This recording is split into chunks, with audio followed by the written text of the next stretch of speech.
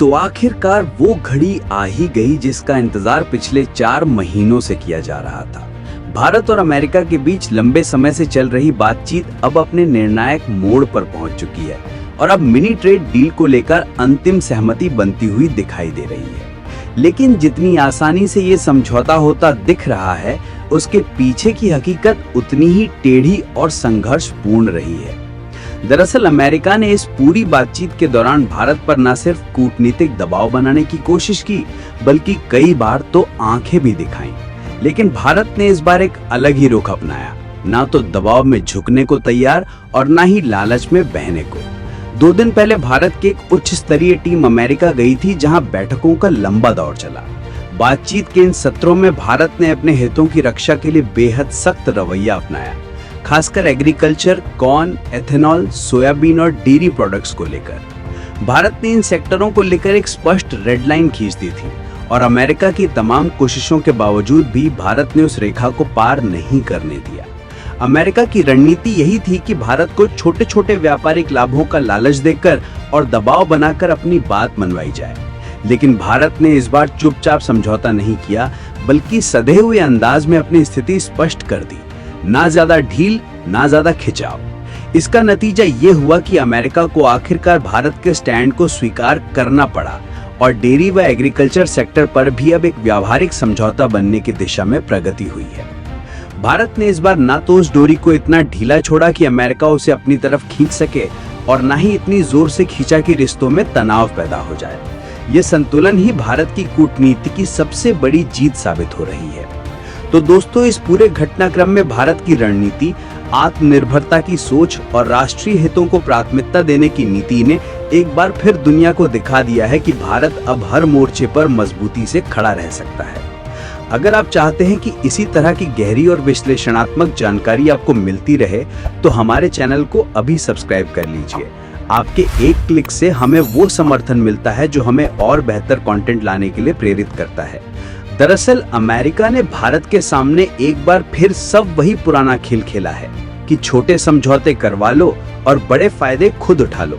लेकिन इस बार भारत ने सीधा वॉर किया है और साफ कह दिया है कि एक तरफा व्यापार अब नहीं चलेगा। और अमेरिका में चल रही बायलैटरल ट्रेड की बातचीत में अमेरिकी टीम ने जब भारत से ऑटो सेक्टर में टैक्स में छूट मांगी, तो भारत की दिल्ली से सीधा जवाब दिया गया, क्योंकि फिलहाल के समय में देखा जाए तो भारत में अमेरिका से कार इंपोर्ट करने पर 70% से 100% तक बॉर्डर शुल्क लगता है, जो कार की कीमत और इंजन क्षमता पर डिपेंड करता है। हालांकि नई ईवी नीति के तहत कुछ शर्तों के साथ इलेक्ट्रिक वाहनों पर शुल्क 15% तक कम किया गया है। लेकिन अमेरिका चाहता है कि उनकी टेस्ला की कार भारत में बिके, लेकिन उसके लिए एलन मस्क को भारत में मैन्युफैक्चरिंग प्लांट न लगाना पड़े। इसलिए उनकी डिमांड है कि टेस्ला जैसे कार इंपोर्ट पर भारत जो टैरिफ लगाता है, उसको पूरी तरह से समाप्त कर दे और 0% कर दे, ताकि इसकी मैन्युफैक्चरिंग अमेरिका अपने देश में करे, लेकिन वहां से भारत में धकाधक सप्लाई करके खूब लाभ कमाए। लेकिन भारत ने ऑटो इंडस्ट्री पर ऐसा कोई भी फैसला नहीं लिया, बल्कि उल्टा अमेरिका के खिलाफ WTO तक पहुंच गया, क्योंकि भारत अमेरिका का कोई भी दबाव झेलकर बिल्कुल भी व्यापारिक फैसला नहीं करना चाहता था, फिर चाहे वो थोड़े समय के लिए हो या फिर हमेशा के लिए। क्योंकि भारत का मास्टर प्लान पहले से ही था कि अगर टेस्ला को भारत में अपनी कार को बेचना है, तो वो भारत में मैन्युफैक्चरिंग प्लांट लगाए, तभी वो भारत में बेच पाएंगे। क्योंकि इस तरीके से भारत के लोगों को ना सिर्फ लोकल मैन्युफैक्चरिंग के माध्यम से रोजगार मिलता है, बल्कि कई मामले में इन कंपनियों का इन्वेस्टमेंट भारत में कंट्रीब्यूट होता है और भारत के लोग मेड इन अमेरिका नहीं बल्कि मेक इन इंडिया का टैग वाली कार का इस्तेमाल करते। इसीलिए भारत के द्वारा जवाब घुमा फिराकर जरूर दिया गया था, लेकिन मतलब यही था कि अगर टेस्ला भारत में टैक्स फ्री बिकेगी, तो महिंद्रा और टाटा को भी अमेरिकी मार्केट में बराबरी चाहिए।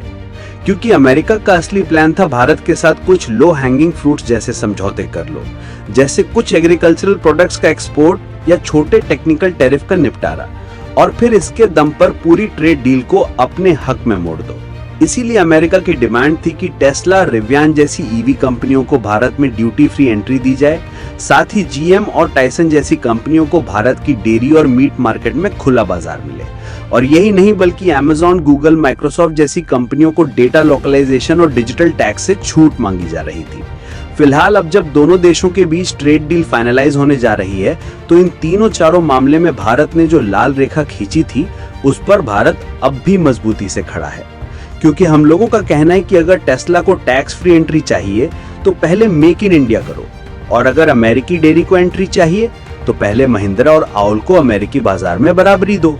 क्योंकि ये डील भारत के 15 करोड़ किसानों के लिए विनाशकारी हो सकती थी। साथ ही जीएमओ सीड से भारत के ऑर्गेनिक और ट्रेडिशनल खेती मॉडल को खतरा था। जहां अमेरिकी टीम चाहती थी कि जीएम जैसे बीज कंपनियां और टाइसन जैसे डेयरी ब्रांड्स को भारत में खुला बाजार मिले। इसके बदले अमेरिका भारत के कुछ एग्रीकल्चरल एक्सपोर्ट्स जैसे आम, चावल पर कुछ टैरिफ छूट देने की बात कर रहा था। इसके अलावा अमेरिका चाहता है कि भारत अपने डेटा लोकलाइजेशन नियमों में ढील दे, ताकि अमेज़न, मेटा, माइक्रोसॉफ्ट जैसी कंपनियां भारत के यूजर डेटा को अमेरिका में स्टोर और प्रोसेस कर सके। लेकिन भारत ने कहा कि अगर डिजिटल कंपनियों को छूट चाहिए तो पहले भारत की डेटा संप्रभुता का सम्मान करो।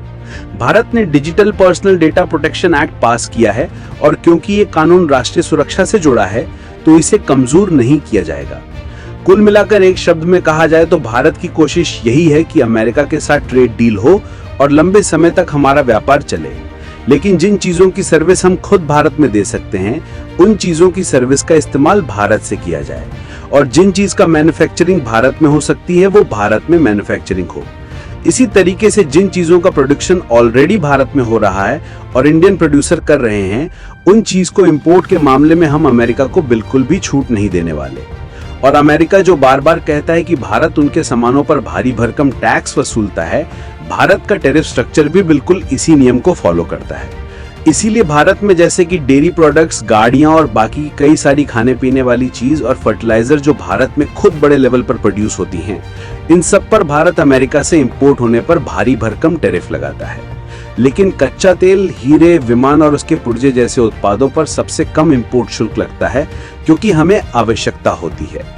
इसके अलावा खाने पीने वाले जो कच्चे तेल अमेरिका से भारत में आते हैं, साथ ही बादाम और अखरोट जैसी कुछ महंगी वस्तुओं से भारत खुद टैरिफ हटाने को तैयार है, ताकि भारत और अमेरिका के बीच ट्रेड समझौता आसानी से हो सके। हालांकि अभी भी व्यापारिक समझौते को लेकर बातचीत चल रही है, लेकिन इसके अलावा कौन से फैसले लिए जाते हैं ये तो आने वाले समय में ही पता चलेगा। लेकिन जैसा कि हमने आपको बताया, भारत ना तो अमेरिका से रिश्ता पूरी तरह से तोड़ने को तैयार है, और ना ही अमेरिका को इतनी छूट देना चाहता है कि हमारी खुद की लोकल इंडस्ट्री बर्बाद हो जाए।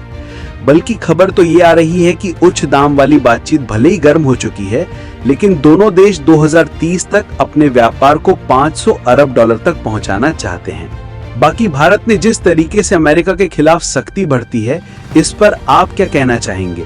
अपनी राय कमेंट में जरूर बताएं। कभी जिस राजस्थान की रेत को सिर्फ सूखा और बंजर माना जाता था, अब वही धरती इतिहास रचने को तैयार है। जी हाँ, जिस जमीन पर कभी पानी के लिए तरसते थे लोग, अब वहीं की रेत के नीचे छुपा है एक नया खजाना, काला सोना। काला सोना यानी कच्चा तेल, वो संपत्ति जो किसी भी देश की अर्थव्यवस्था की दिशा और दशा बदलने की ताकत रखती है, जिसके लिए आज तक भारत को अरब देशों और रूस के सामने झुकना पड़ता था। अब वही कच्चा तेल खुद भारत की धरती से निकलने वाला है, और वो भी राजस्थान से। राजस्थान के रेगिस्तानी जमीन पर अब 200 नए तेल के कुएं खोदने की योजना बन चुकी है, और इसकी पुष्टि खुद राज्य की लोकल मीडिया रिपोर्ट्स कर रही हैं, जो हाल ही में सामने आई हैं। ये कोई साधारण खुदाई नहीं है, ये तो मानो एक नई ऊर्जा क्रांति की शुरुआत है। एक ऐसा कदम जो भारत को तेल के लिए आत्मनिर्भर बना सकता है, और वही खाड़ी देश जिनसे आज भारत तेल मड़वाता है, अब उन्हें खुला चैलेंज देने का वक्त आ गया है। तो सवाल ये है कि इन 200 नए तेल कुओं की खुदाई का फैसला अचानक क्यों लिया गया? इससे भारत को क्या फायदा होगा, और किस तकनीक से निकाला जाएगा ये काला सोना? इन सारे सवालों के जवाब आपको इस वीडियो में मिलेंगे, तो बने रहिए हमारे साथ। और आगे बढ़ने से पहले वीडियो को लाइक करें और चैनल को सब्सक्राइब करना ना भूलें, क्योंकि यहाँ मिलती है देश से जुड़ी सबसे अहम और असरदार खबर, वो भी सीधी आपकी भाषा में। अब भारत के विशाल रेगिस्तान की खामोशी टूटने वाली है, और इस खामोशी को तोड़ने जा रहा है कच्चा तेल, जिसे दुनिया काला सोना कहती है। राजस्थान की रेत के टीलों के नीचे एक ऊर्जा क्रांति जन्म लेने को तैयार है। ऐसी क्रांति जिसकी गूंज न केवल दिल्ली और मुंबई तक बल्कि खाड़ी देशों और पश्चिमी ताकतों तक भी पहुंचने वाली है। आज जब पूरी दुनिया ऊर्जा संकट से गुजर रही है और भारत अपनी जरूरत का सिर्फ 15% क्रूड ऑयल खुद निकाल पा रहा है, बाकी 85% आयात करना पड़ता है, तो ऐसे में ये राजस्थान की खबर एक गेम चेंजर बन चुकी है। फिलहाल भारत को सस्ते तेल की डील रूस से मिल रही है, लेकिन अमेरिका लगातार दबाव बना रहा है कि ये खरीदारी बंद हो। कभी धमकी, कभी कूटनीति, लेकिन भारत झुका नहीं, क्योंकि अब भारत के पास है एक गुप्त ऊर्जा मास्टर प्लान, और ये प्लान अब राजस्थान के धरती पर हकीकत बनता दिख रहा है। राजस्थान की लोकल मीडिया ने हाल ही में पुष्टि की है कि राज्य में 200 नए तेल के कुएं खोदे जाने की तैयारी शुरू हो चुकी है। ये सिर्फ तेल नहीं, ये आत्मनिर्भरता की नींव है। ऐसे संकेत मिल रहे हैं कि अगर इन कुओं को फुल कैपेसिटी में चलाया जाए तो भारत भविष्य में तेल का इंपोर्टर नहीं, एक्सपोर्टर भी बन सकता है। जिस रेत में कभी जीवन की तलाश होती थी, अब वही रेत भारत को ऊर्जा सुरक्षा देने जा रही है। ये सिर्फ राजस्थान की कहानी नहीं, ये भारत की ऊर्जा स्वतंत्रता की शुरुआत है। क्योंकि इस नए तेल कुएं की खुदाई अभियान का केंद्र है राजस्थान का बाड़मेर सांचौर बेसिन, जो कि अपनी गर्मी और रेत के लिए जाना जाता है। लेकिन अब ये भारत का एक नया एनर्जी पावर बनने को तैयार है, जिसका नेतृत्व कोई ऐसी वैसी कंपनी द्वारा नहीं, बल्कि वेदता ग्रुप की दिग्गज केयर्न ऑयल एंड गैस द्वारा किया जा रहा है। और इस बार ये कोई छोटा मोटा प्रोजेक्ट नहीं है, बल्कि भारत के इतिहास का सबसे बड़ा ड्रिलिंग अभियान है, जहां 200 तेल कुएं की खुदाई वेदता की दिग्गज कंपनी करने जा रही है, जहां अगले 100 दिनों के भीतर अमेरिका, रूस, कनाडा और ऑस्ट्रेलिया के स्पेशलिस्ट अपनी हाईटेक मशीनों के साथ बाड़मेर की धरती पर उतर सकते हैं। ये भारत की उस कूटनीतिक सफलता का भी प्रतीक है, जहां भारत अपने राष्ट्रीय हितों के लिए दुनिया के अलग अलग ध्रुवों को भी एक साथ ला सकता है। ये मिशन इस बात का ऐलान है कि भारत अब अपनी ऊर्जा सुरक्षा के मामले में किसी भी तरह का समझौता करने को तैयार नहीं है। फिलहाल यहाँ पर ध्यान देने वाली बात यह है कि ऐसा बिल्कुल भी नहीं है कि राजस्थान की धरती से पहले कोई तेल नहीं निकलता, बल्कि साल 2004 में यहाँ पर कच्चे तेल के कुएं की खोज कर ली गई थी और 2009 में यहाँ से उत्पादन भी शुरू हो गया था। यानी कि यहाँ से लगभग पिछले 16 सालों से उत्पादन हो रहा है, क्योंकि भारत में हर दिन करीब 5 मिलियन बैरल कच्चे तेल का उत्पादन होता है, जो कि भारत की कुल जरूरत के हिसाब से 12 या 15% ही होता है। लेकिन फिर भी देखा जाए तो इस ऑयल प्रोडक्शन में अभी भी राजस्थान 25 से 30% का योगदान देता है, जबकि मुंबई हाई से सबसे ज्यादा करीब 40% कच्चा तेल निकलता है। साथ ही गुजरात और असम से 10% और आंध्र प्रदेश के अलावा बाकी राज्यों के ऑयल फील्ड से 5% क्रूड ऑयल हर साल निकाला जाता है। और राजस्थान में अब जब 200 नए तेल कुएं को खोदा जाएगा, तो इससे राजस्थान की तेल उत्पादन क्षमता जो 25 से 30% है, ये बढ़कर 60% तक हो जाएगी। यानी कि राजस्थान से जितना तेल अब निकल रहा है, इससे 2 गुना तेल निकलेगा। यानी कि दूसरे देशों से जो हम तेल मंगाते हैं, इसकी डिपेंडेंसी हमारी और भी कम हो जाएगी।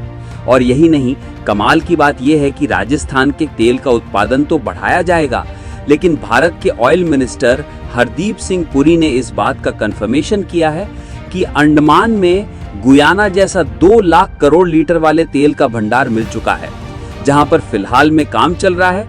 लेकिन जब ये फुल कैपेसिटी पर ऑपरेट होना शुरू हो जाएगा, तो ये भारत की इकोनॉमी को $2 ट्रिलियन तक पहुंचा सकता है। क्योंकि पहले तेल की खोज काफी हद तक अंदाजे पर आधारित होती थी।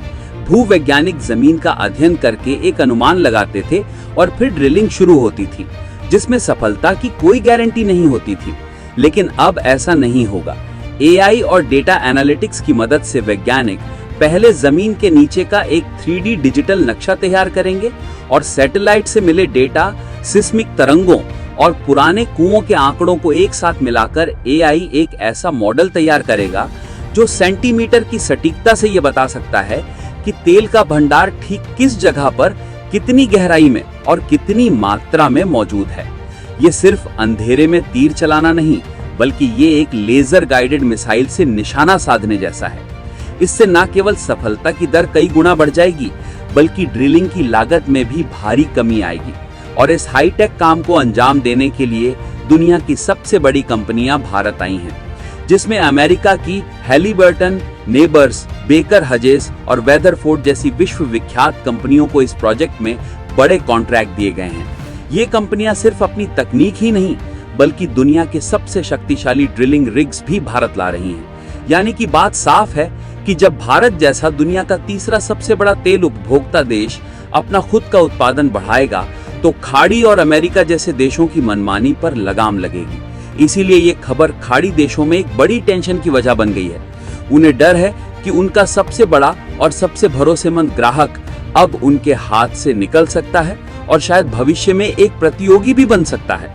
बाकी केयर्न और वेदांता ने अगले 3 वर्षों में इन 200 कुओं की खुदाई का एक आक्रामक रोड मैप तैयार कर लिया है और इन्हें सफलता मिले, इसके लिए कमेंट बॉक्स में बधाई आप लोग जरूर दें।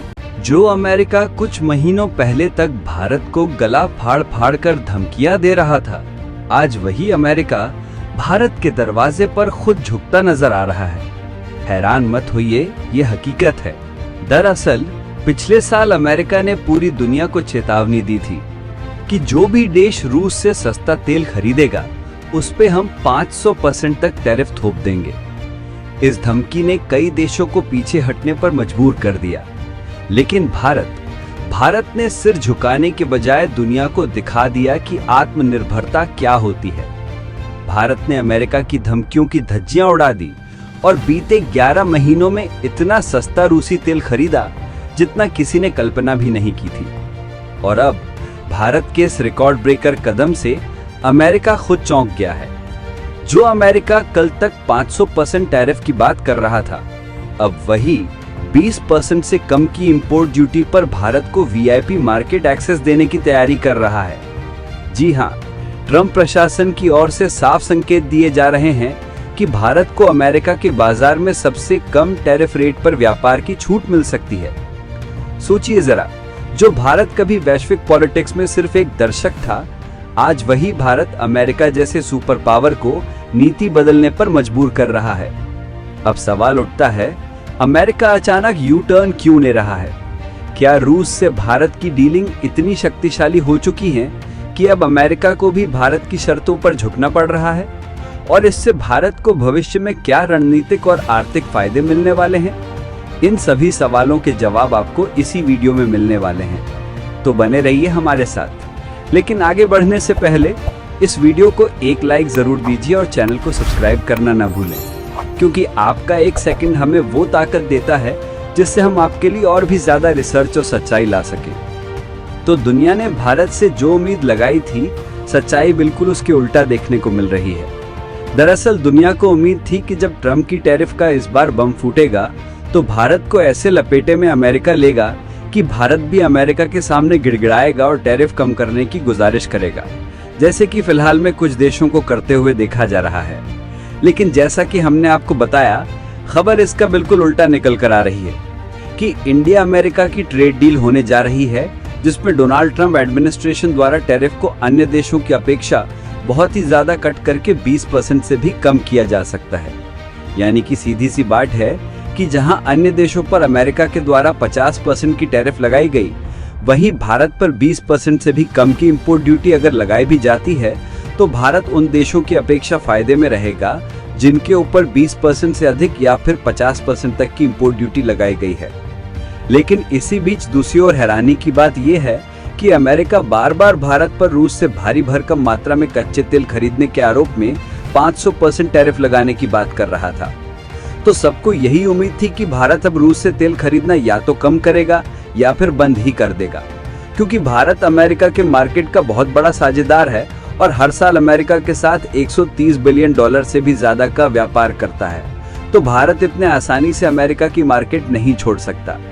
लेकिन अब यही बात सबको चौंका रही है कि ना तो भारत ने अमेरिका के साथ अपने व्यापारिक रिश्ते को तोड़ा और ना ही रूस से सस्ते दामों में इंपोर्ट होने वाले तेल को कम किया, बल्कि हाल ही में पिछले महीने जून से इंपोर्ट होने वाले कच्चे तेल का जब आंकड़ा देखा गया, तो इसने पिछले 11 महीने के रिकॉर्ड को ही तोड़ दिया। जी हाँ दोस्तों, पिछले 11 महीने में जितना तेल भारत ने रूस से नहीं खरीदा, उससे कहीं ज्यादा तेल भारत ने इसी जून के महीने में खरीद लिया, जब अमेरिका की तरफ से भारत पर बार बार रूस से तेल खरीदने के आरोप में दुनिया की सबसे भारी भरकम टैक्स लगाते हुए 500% टैरिफ लगाए जाने का फैसला हो रहा था। असल में देखा जाए तो भारत अपनी टोटल जरूरत में से इस समय 85% से ज्यादा का क्रूड ऑयल यानी कि कच्चे तेल दूसरे देशों से इंपोर्ट करता है, जबकि हमारे देश के अलग अलग कच्चे तेल के कुएं को मिलाकर कुल जरूरत का 15% हिस्सा प्रोड्यूस हो पाता है। और क्योंकि इसी कच्चे तेल को रिफाइन करके डीजल, पेट्रोल जैसे अन्य उपयोगी फ्यूल बनाए जाते हैं, जिनका इस्तेमाल ट्रांसपोर्टेशन के लिए हर जगह होता है, इसलिए भारत ये कोशिश करता है कि ट्रांसपोर्टेशन सस्ता रहे ताकि लोगों को बेहद ही लो प्राइस में सभी वस्तुएं प्राप्त हो सकें।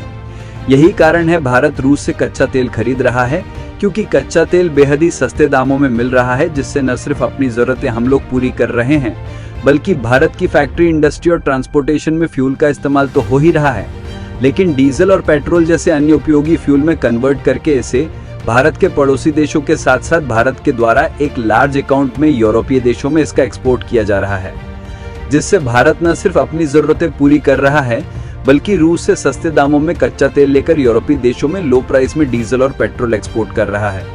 तो इससे यूरोपीय देश भी भारत से ही सप्लाई ले रहे हैं और भारत को कमाई भी हो रही है।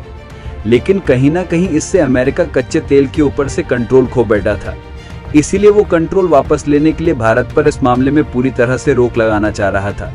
और चौंकाने वाली बात यह है कि उनकी धमकी का असर दुनिया के सभी देशों पर पड़ा और रूस का ओवरऑल क्रूड ऑयल का एक्सपोर्ट पिछले महीने में काफी कम हो गया।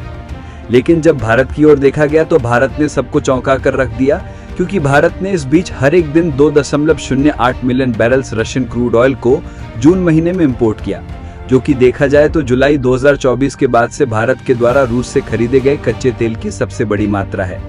यानी कि जाहिर सी बात है कि जब भारत ने कच्चे तेल इंपोर्ट के मामले में पिछले 11 साल तक का रिकॉर्ड तोड़ दिया, वो भी ऐसे समय जिस समय अमेरिका 500% की टैरिफ लगाने की धमकी दे रहा था, तो मतलब साफ है कि भारत ने अमेरिका की 500% की टैरिफ धमकी को पूरा अनदेखा कर दिया था। और मैं आपको बता दूं कि इस आंकड़े में कोई घोला मेला नहीं है, बल्कि global commodity analytics firm Kepler ने रूस से भारत में आने वाले सभी वेसल्स यानी कि व्यापारिक जहाज के डेटा को ट्रैक करके बताया है। और इनमें से जितना कच्चा तेल रूस से भारत में आया है, उसमें से आधा से ज्यादा भारत की 3 रिफाइनरीज ने अकेले ही इंपोर्ट किया है, जो कि इस समय 7+ कंट्रीज को रिफाइंड पेट्रोलियम प्रोडक्ट एक्सपोर्ट करती हैं, जिसमें डीजल, पेट्रोल और अन्य फ्यूल शामिल होते हैं। फिलहाल भारत इस समय ओवरऑल जितना तेल ला रहा है, उसमें रूस की हिस्सेदारी देखी जाए तो इनकी हिस्सेदारी अकेले 40% की है, क्योंकि भारत ने रूस के अलावा अपने दूसरे सबसे बड़े सप्लायर इराक से हर दिन लगभग 8,93,000 बैरल कच्चा तेल आयात किया। इसी तरीके से भारत ने सऊदी अरब से भी 5,81,000 के हिसाब से कच्चा तेल इंपोर्ट किया है। फिलहाल इस बीच जो सबसे ज्यादा ध्यान देने वाली बात यह है कि भारत ने रूस से तेल खरीदना भी जारी रखा, तो आखिरकार दूसरी ओर ये खबरें क्यों देखने को मिल रही हैं कि ट्रंप ने शुरुआत में जो टैरिफ 26 से 27% रखने की बात कही थी, 20% से भी कम पर फाइनल होने जा रही है। तो इसके लिए आपको बता दें कि इसके 2 बड़े कारण हो सकते हैं। पहला ये कि WTO में अमेरिका भारत पर जो भी टैरिफ लगा रहा था, भारत उनका डटकर मुकाबला कर रहा था और अमेरिका के खिलाफ उतना ही टैरिफ लगा रहा था। और दूसरा कारण ये हो सकता है कि जब उनकी ठोस धमकी के बाद भी भारत ने रूस से तेल खरीदना बंद नहीं किया, तो उनको साफ संदेश मिला कि भारत पीछे हटने वाला नहीं है। ऐसे में उन्होंने भारत के साथ दोस्ती बनाए रखना ही उचित समझा। बाकी भारत ने अपनी समझदारी और सूझबूझ से रूस और अमेरिका दोनों के साथ रिश्ते को मजबूत बनाए रखा। उसके लिए आप लोग कमेंट बॉक्स में भारत को बधाई जरूर दें। कभी खेल के मैदान में बड़े बड़े देशों को झुकाने वाला अमेरिका अब सैंक्शंस नहीं, टैरिफ्स का खिलाड़ी बन चुका है। एक ऐसा खेल जिसमें अमेरिका एक एक करके देशों को घुटनों पर ला रहा है। अब तक 20 से ज्यादा देशों पर टैरिफ की तलवार चल चुकी है और हैरानी की बात यह है कि इनमें ब्रिक्स जैसे संगठनों के सदस्य देश भी शामिल हैं। भारत अभी तक इस खेल में खुद को जैसे तैसे बचा ले गया है, लेकिन खतरा टला नहीं है। अगर भारत ने समय रहते कोई ठोस रणनीति नहीं अपनाई, तो ट्रंप की टैरिफ पॉलिसी का अगला बड़ा शिकार भारत ही हो सकता है। और अब तो हालात और भी चिंताजनक हो गए हैं। अमेरिका ने भारत के कॉपर और फार्मास्यूटिकल इंडस्ट्रीज को सीधे तौर पर टारगेट करते हुए एक धमकी जारी की है, जिसमें कहा गया है कि भारत के कॉपर प्रोडक्ट्स पर 50% और फार्मास्यूटिकल प्रोडक्ट्स पर सीधे 200% तक का टैरिफ लगाया जा सकता है। ये झटका इतना बड़ा है कि इससे भारत की ये दोनों इंडस्ट्रीज गंभीर रूप से प्रभावित हो सकती हैं। लेकिन बात यही खत्म नहीं होती। अमेरिका भले ही भारत के फार्मा इंडस्ट्री को निशाने पर ले रहा हो, लेकिन वो खुद इस इंडस्ट्री पर निर्भर भी है। भारत के बिना अमेरिका की दवाइयों की सप्लाई एक दिन भी नहीं चल सकती। तो सवाल उठता है, आखिर भारत की फार्मा इंडस्ट्री में ऐसा क्या है जो अमेरिका चाह कर भी छोड़ नहीं सकता? और फिर भी अमेरिका इतने कड़े टैरिफ लगाने की सोच क्यों रहा है? क्या इसके पीछे कोई बड़ा रणनीतिक मकसद है या कोई छिपी हुई आर्थिक चाल? इन सभी सवालों और इन घटनाओं के पीछे की पूरी कहानी को समझते हैं इस वीडियो में। और इससे पहले वीडियो को लाइक करें और चैनल को सब्सक्राइब करना ना भूलें। देखिए, अमेरिका के ट्रम्प बौखलाए हुए हैं या फिर ये गुस्से में आकर ऐसा कुछ करने का प्रयास कर रहे हैं, ये तो आने वाले समय में पता चल ही जाएगा। लेकिन फिलहाल में इनका इरादा भारत के प्रति और बाकी देशों के प्रति दिन पर दिन तेजी के साथ बदलता जा रहा है। देखिए, अमेरिका ने सभी देशों पर टैरिफ लगाने के लिए 9 जुलाई की डेडलाइन दिया था, लेकिन इस डेडलाइन में भी अमेरिका ने लगभग 22 या फिर उसके कुछ आसपास कंट्रीज को टारगेट किया और इन देशों के अलग अलग प्रोडक्ट पर 25 से लेकर 50% की टैरिफ लगा दिया। और जिन देशों पर टैरिफ लगाई गई उनमें जापान से लेकर साउथ कोरिया के साथ साथ भारत का पड़ोसी बांग्लादेश और श्रीलंका तक शामिल हैं। और आप अपनी स्क्रीन पर उन देशों की लिस्ट देख सकते हैं जिन पर अलग अलग परसेंटेज के हिसाब से अमेरिका ने टैरिफ को लगा दिया है। यानी जाहिर सी बात है कि जिन देशों के प्रोडक्ट पर जितनी परसेंटेज टैरिफ लगाई गई है, उन देशों के प्रोडक्ट अमेरिकी मार्केट में इतने % महंगे हो जाएंगे। लेकिन कमाल की बात उन देशों के लिए है जिन देशों पर टैरिफ नहीं लगाई गई और उन देशों का नाम इस वाले लिस्ट में शामिल नहीं है। और सेम यही हाल भारत का भी है, क्योंकि इस लिस्ट में भारत का नाम शामिल नहीं किया गया। अब यहाँ पर भारत का नाम इस लिस्ट में इसलिए नहीं शामिल किया गया क्योंकि अमेरिका को भी भारत की जरूरत है और अमेरिका खुद भारत के साथ जल्द ही मिनी ट्रेड डील फाइनल करना चाहता है। ऐसे में उन्होंने भारत को 1 अगस्त तक का समय दिया है कि भारत इस बीच मिनी ट्रेड डील फाइनल कर ले। लेकिन समस्या ये है कि इस बीच भारत पर प्रेशर बनाने के लिए अलग अलग उपाय निकाले जा रहे हैं कि भारत अमेरिका के दबाव में आकर मिनी ट्रेड डील फाइनल कर ले। दरअसल शुरुआत में तो अमेरिका ने अपना फायदा देखते हुए भारत की मार्केट में अपने जीएम क्रॉप्स यानी कि जेनेटिकली मॉडिफाइड क्रॉप्स के ऊपर भारत की तरफ से लगाए गए शुल्क को हटाने की मांग की। उन्होंने कहा कि भारत ऐसा करेगा तभी वो ट्रेड समझौता करेंगे। लेकिन भारत ऐसा करता है तो भारतीय किसानों की साख मिट्टी में मिल सकती है, इसलिए भारत ने अभी तक ऐसा नहीं किया, भले चाहे जितना अमेरिका प्रेशर बना रहा है। लेकिन इसी बीच अमेरिका ने अब नया खेल खेलना शुरू कर दिया है और उन्होंने धमकी दिया है कि दुनिया भर से इंपोर्ट होने वाले फार्मा प्रोडक्ट पर 200% तक की टैरिफ लगाएंगे। हालांकि उन्होंने इस धमकी को दुनिया भर की फार्मा इंडस्ट्री का नाम लेकर दिया है, लेकिन इसका निशाना बनाकर कहीं न कहीं भारत को धमकाने और भारत पर जल्द से जल्द प्रेशर बनाकर ट्रेड डील करने की साजिश रची गई है। क्योंकि अगर आप पूछें कि आखिर ट्रम्प को भारत से इतनी दिक्कत क्यों हो रही है, क्यों भारत की फार्मा इंडस्ट्री जिसने कोविड के दौरान अमेरिका समेत पूरी दुनिया को दवाएं दी, अब अचानक ट्रम्प के निशाने पर आ गई है, तो देखिए हुआ ये है कि भारत की फार्मा इंडस्ट्री अमेरिका के लिए निर्भरता का पर्याय बन चुकी है। जहां अमेरिका अपनी कुल जेनेरिक दवाओं का 33% से अधिक भारत से मंगवाता है और एंटीबायोटिक्स, डायबिटीज, हार्ट और कैंसर की दवाओं के मामले में भारत अमेरिका का सबसे बड़ा सप्लायर है। और आपको बता दें कि अमेरिका का ही नहीं बल्कि भारत जेनेरिक दवाओं के मामले में दुनिया का सबसे बड़ा सप्लायर है और दुनिया के कोने कोने में भारत की मेडिसिन एक्सपोर्ट की जाती हैं। और यही नहीं बल्कि भारत की फार्मा इंडस्ट्री दुनिया की फार्मेसी के रूप में जानी जाती है, जहां मात्रा के हिसाब से देखा जाए तो तीसरा सबसे बड़ा फार्मास्यूटिकल्स उत्पादक है, जबकि मूल्य के हिसाब से देखा जाए तो यही भारत 14वें स्थान पर देखने को मिलता है। यानी कि इतने बड़े गैप से ये बात साफ है कि भारत की दवाएं दूसरे देशों के मुकाबले काफी ज्यादा सस्ती होती हैं। तभी तो उत्पादन के हिसाब से भारत की जो फार्मास्यूटिकल इंडस्ट्री तीसरे स्थान पर है, मूल्य के हिसाब से 14वें स्थान पर देखने को मिलती है। और यही कारण है कि भारत के फार्मा प्रोडक्ट अन्य देशों को सस्ते पड़ताते हैं, जिसके नतीजतन दुनिया भर में भारत काफी ज्यादा मेडिसिन और बाकी के फार्मास्यूटिकल प्रोडक्ट का एक्सपोर्ट करता है, जिनके बलबूते दुनिया चल रही है। इतना ही नहीं बल्कि अमेरिका के अंदर फार्मा निर्माण की लागत इतनी ज्यादा है कि वहां पर जेनरिक दवाओं का लोकल प्रोडक्शन बहुत मुश्किल है। यानी कि अमेरिका की धमकी से साफ है कि अगर भारत खुद इस बात का डिसीजन ले ले कि हम अमेरिका को मेडिसिन का एक्सपोर्ट ही नहीं करेंगे, तो अमेरिका कहीं का नहीं रह जाएगा। और अगर 200% की टैरिफ फार्मा इंडस्ट्री पर अमेरिका लगा भी देता है, तो भारत का शॉर्ट टाइम में थोड़ा बहुत नुकसान जरूर होगा, लेकिन लंबे समय में भारत का कोई नुकसान नहीं होगा, बल्कि मजबूरन अमेरिका के लोगों को दोगुनी दामों में ही वही दवाइयां खरीदनी पड़ेंगी, क्योंकि भारत के दवाओं और फार्मा प्रोडक्ट से अमेरिका डिपेंडेंसी नहीं हटा सकता। इसके अलावा अगला निशाना इन्होंने बनाया है कॉपर इंडस्ट्री को, जो कि दुनिया भर में इंपोर्ट होने वाले कॉपर प्रोडक्ट पर 50% टैरिफ लगाएंगे।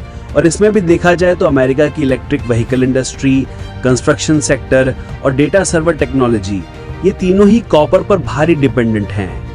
लेकिन अमेरिका में खुद कॉपर का माइनिंग उत्पादन 2020 से 2024 तक 18% घट चुका है। ऐसे में भारत, चिली और इंडोनेशिया जैसे देश अमेरिका को कॉपर सप्लाई करते हैं। लेकिन अब जब ट्रम्प 50% टैरिफ ठोकने की बात कर रहे हैं, तो इससे भारत को नुकसान होगा, लेकिन अमेरिका को भी कॉपर महंगा मिलेगा, जिससे उसके अपने बिजनेस की लागत बढ़ेगी। यानी ये ऐसा फैसला है जिसमें ना खुद चैन से सोएंगे और ना ही दूसरों को सोने देंगे। फिलहाल जब तक उधर से अमेरिका धमकी दे रहा है, तब तक भारत सरकार को चाहिए कि अमेरिका पर निर्भरता घटाए, यूरोप और लैटिन अमेरिका की फार्मा कंपनियों से समझौते करे।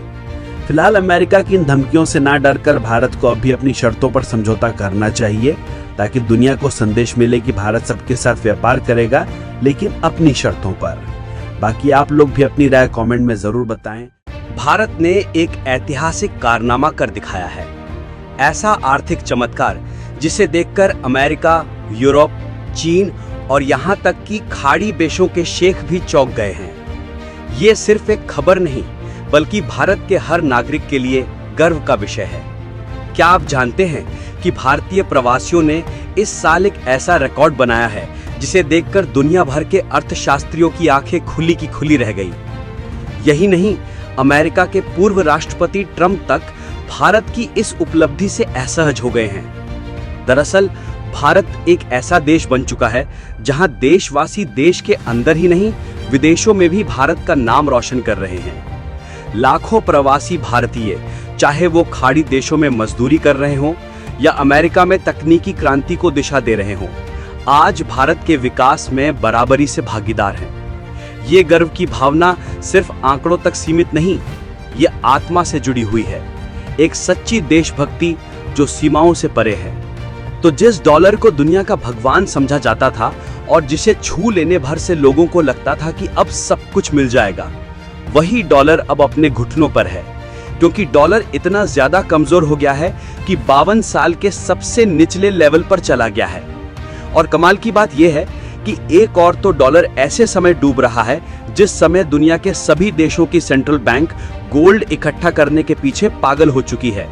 और तो और अगर गोल्ड की बात को भी अनदेखा कर दिया जाए, भारत की आरबीआई ने इसी बीच फॉरेक्स रिजर्व को इकट्ठा करने के मामले में फिर से रिकॉर्ड तोड़ दिया है और ये रिजर्व अब 700 अरब डॉलर को भी पार कर चुका है।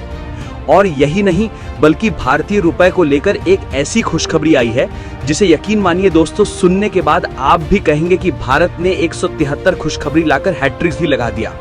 तो आखिरकार जो अमेरिका के ट्रंप भारत को खुद लूटने का प्रयास कर रहे हैं, उनके डॉलर का घमंड कैसे टूट रहा है और भारत के आरबीआई का फॉरेक्स रिजर्व में बढ़ोतरी को लेकर क्या कुछ देखने को मिला है, ये सारी जानकारियां इस वीडियो में समझते हैं। लेकिन आगे बढ़ने से पहले इस वीडियो को लाइक करके चैनल को सब्सक्राइब जरूर कर लीजिए।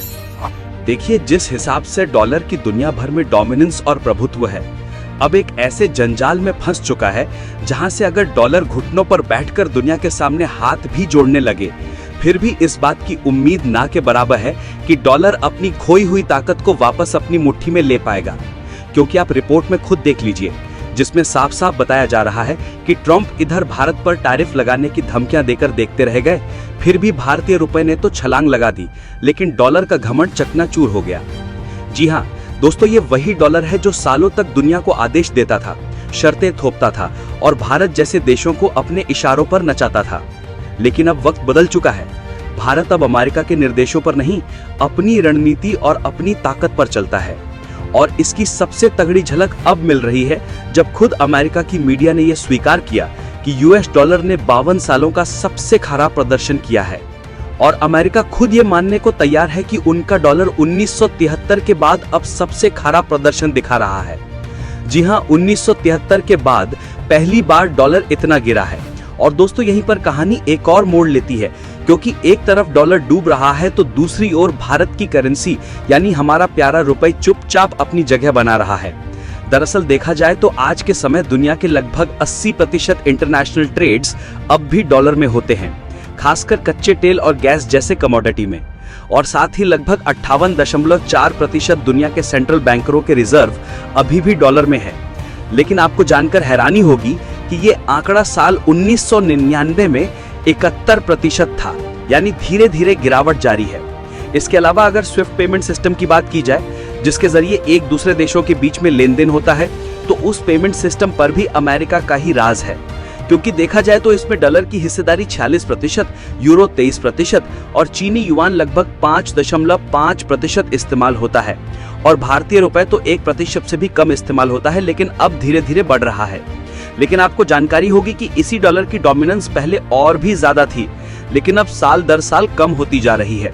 और आने वाले कुछ समय बाद हो सकता है कि इस तरीके के स्विफ्ट पेमेंट सिस्टम से अमेरिका की दादागिरी भी खत्म हो जाए और डॉलर का वर्चस्व पूरा मिट्टी में मिल जाए। क्योंकि अमेरिकी डॉलर अब लगातार अपनी ताकत खोता जा रहा है। और जैसे जैसे अमेरिका का डॉलर डूब रहा है, अमेरिका की बातें कोई सुनने को तैयार नहीं हो रहा है। ये सिर्फ डॉलर का गिरना नहीं है, बल्कि अमेरिका की पकड़ का कमजोर पड़ना है। और इसके पीछे है कई देशों की सोच, और साथ ही भारत भी उसमें किरदार निभा रहा है। अब जरा समझिए कि अमेरिका की वजह से पूरी दुनिया में अधिकतर व्यापार डॉलर में होता था, तो इससे अमेरिका को एक मोनोपोली पावर मिलती थी, जिससे अगर ये चाहें तो किसी पर प्रतिबंध लगा दें और चाहें तो उसकी फाइनेंशियल पाइपलाइन काट दें।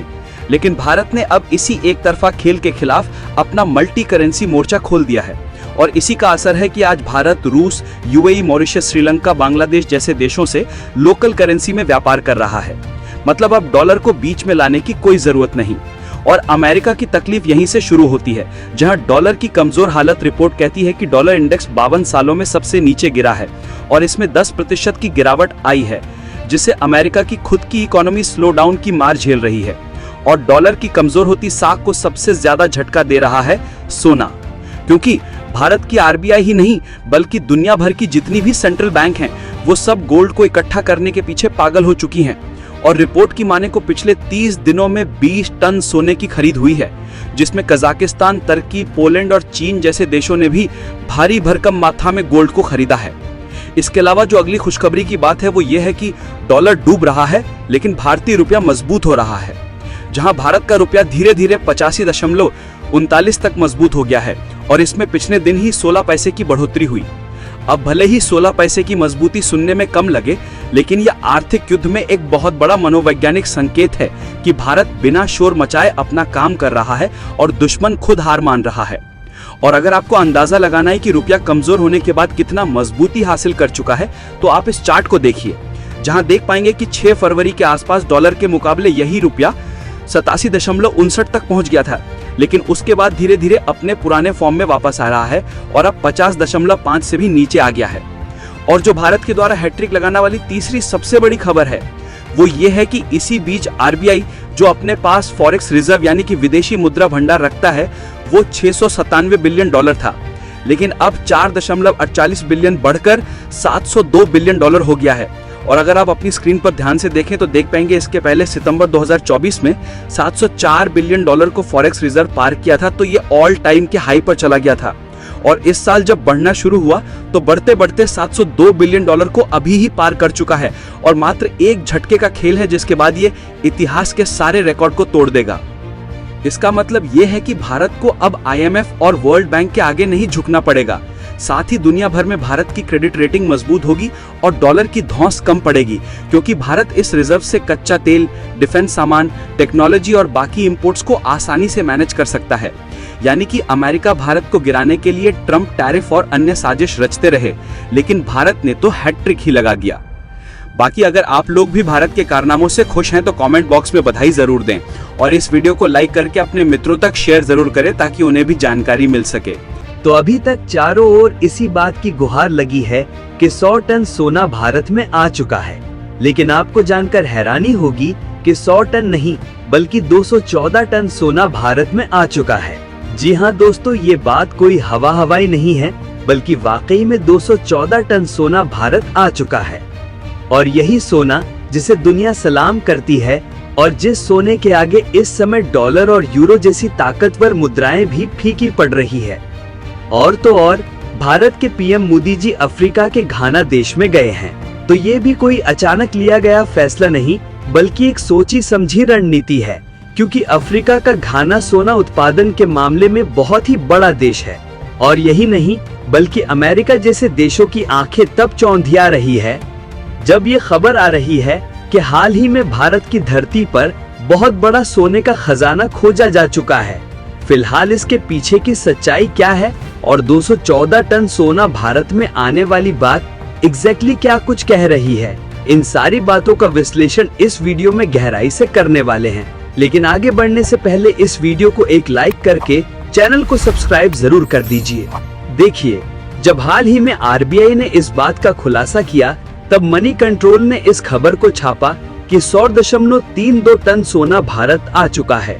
और जिस तक ये खबर पहुंची, उन्होंने भारत की आरबीआई यानी कि रिजर्व बैंक ऑफ इंडिया को खुशियों के साथ बधाई दी कि आखिरकार हमने 100.32 टन सोने को बैंक ऑफ इंग्लैंड से वापस लाकर अपने देश में सुरक्षित कर लिया है। लेकिन भारत के लोगों के लिए जितनी ज्यादा खुशियों की बात थी, भारत के दुश्मन देशों के लिए ये उतनी ही ज्यादा बुरी खबर थी, और खासकर उन देशों के लिए जो कि भारत की तरक्की देखकर जलते हैं। और जो लोग भारत की तरक्की देखकर जल रहे हैं, हम क्यों न उनके घाव पर नमक छिड़कने का काम करें और भारत की वो सच्चाई आप तक लाएं जिससे उन लोगों की जलन और बढ़े और भारत की तरक्की से जलने वाले दुश्मन देश के घाव पर नमक छिड़कने की शुरुआत पीएम मोदी जी पहले ही कर चुके हैं। दरअसल इधर 100 टन भारत में सोना आने की खबर आई और उधर दूसरी ओर अपनी कूटनीतिक चाल चलते हुए पूरी तैयारी के साथ पीएम मोदी घाना की 2 दिवसीय यात्रा पर पहुंच गए। और देखा जाए तो अफ्रीका का ये वही घाना देश है जो कि दुनिया का 6वां सबसे बड़ा गोल्ड प्रोड्यूस करने वाला देश है। और अगर आप अपनी स्क्रीन पर ध्यान दें तो देख पाएंगे कि ये उन टॉप 10 कंट्रीज की लिस्ट है जो कि दुनिया के सबसे बड़े गोल्ड प्रोड्यूसिंग कंट्री है, जिसमें पहले नंबर पर चीन देखने को मिलता है जो कि हर साल करीब 368 टन गोल्ड प्रोड्यूस करता है। तो इसी तरह दूसरे नंबर पर रूस है जो कि हर साल 331 टन गोल्ड प्रोड्यूस करता है। लेकिन जो सबसे ज्यादा ध्यान देने वाली बात है वो ये है कि 6वें नंबर पर अफ्रीका का घाना देश देखने को मिलता है जो कि हर साल 138.60 टन गोल्ड प्रोड्यूस करता है। अब इस गोल्ड का भारत से क्या रणनीति कनेक्शन हो सकता है, उसे समझाने से पहले आपको ये बता दें कि भारत में 214 टन सोना कैसे आया।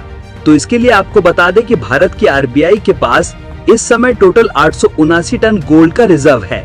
अब यहाँ पर 879 टन का रिजर्व आरबीआई के पास तो जरूर है, लेकिन इसमें से एक बड़ा हिस्सा इंडिया में रखा है, तो काफी हद तक सोना बैंक ऑफ इंग्लैंड और यूरोपीय बैंकरों में जमा करके सुरक्षित रखा गया है।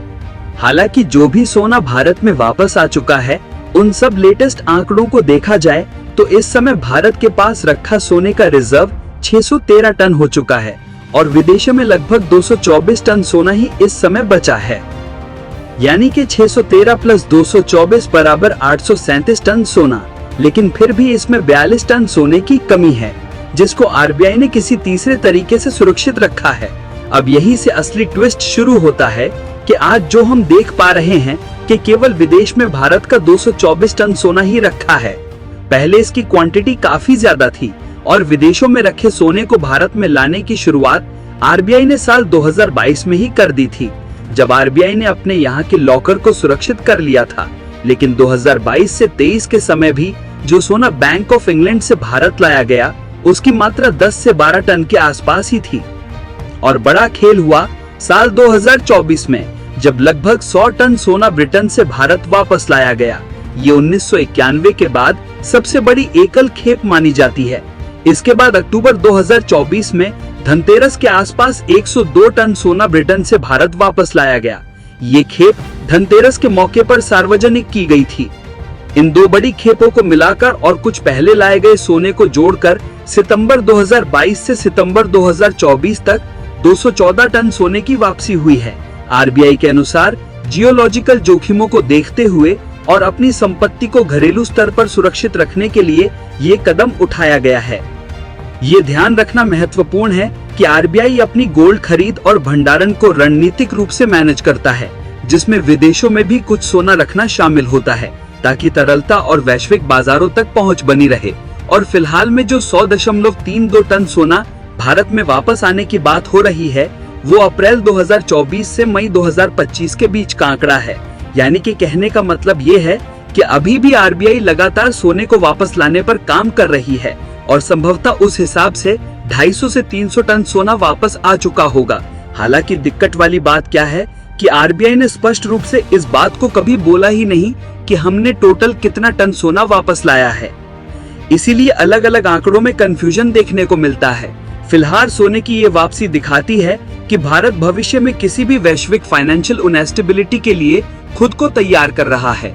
और जैसा कि हमने आपको बताया कि इसी बीच पीएम मोदी की अफ्रीका के सबसे बड़े और दुनिया के 6वें सबसे बड़े सोना उत्पादक देश पीएम मोदी का जाना सबको हैरान कर रहा है, जो कि एक सोची समझी रणनीति है। असल में देखा जाए तो चीन अफ्रीका में भारी निवेश कर चुका है।